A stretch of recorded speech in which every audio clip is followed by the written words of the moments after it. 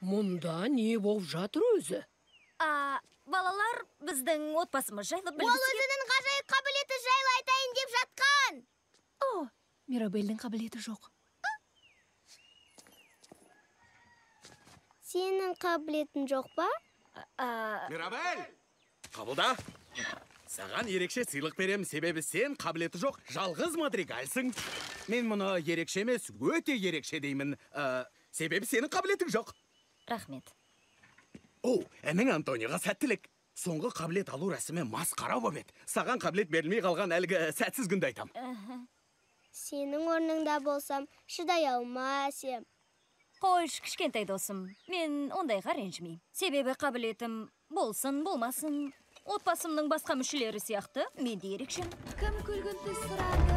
Арбаны қайда қоюым керек? Мүмкін сенің қабілетін шындықты мойындамау шығар. Кемпір болсам шасырдым. Орындықтарды жолдан алыңдар. Бүгін ешкім кешікпейтін шығар.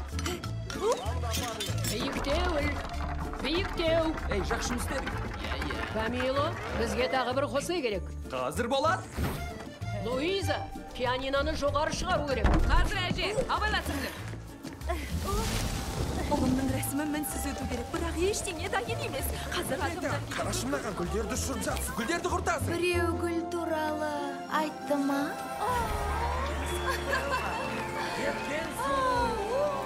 Ол соғудың қажеті жоқ. Рахмет. Қасы жоқ. Осы сені қаяқ қоратылы. Ар-бер жүгіре бермеш, бәріне соғылып кетергі боласың. Негізі, Иза, мұны көмектесу деп атайды. Сосын соғылып жүрген мен емес, сен. Былай тұрмыз. Не дейді? Бәрі жақсы ма? Көп әуре бола бермеш. Жоға, мама, мен де отбасымыздың басқа мүшелері сияқты көмектескім келеді. Апаң дұрыс айтады, Амор. Сенің рәсіміңнен кейін енді болғалы жатыр, білем оңай емес. Ойбай. Мен оны түсінем. Ай, Агустин. Феликс екеуміз мұнда келгенде өзімізді бейшара сезінген едік. Өйткені біздің ешқандай да керемет күшіміз жоқ.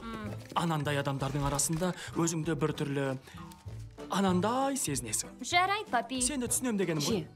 Ми, Амор, егер сөйлескің келсе... Мұнаның бәрін іліп шығуым керек. Үй өздігінен безендірілмейді ғой. Кешір, сен онсыз да мінсізсің.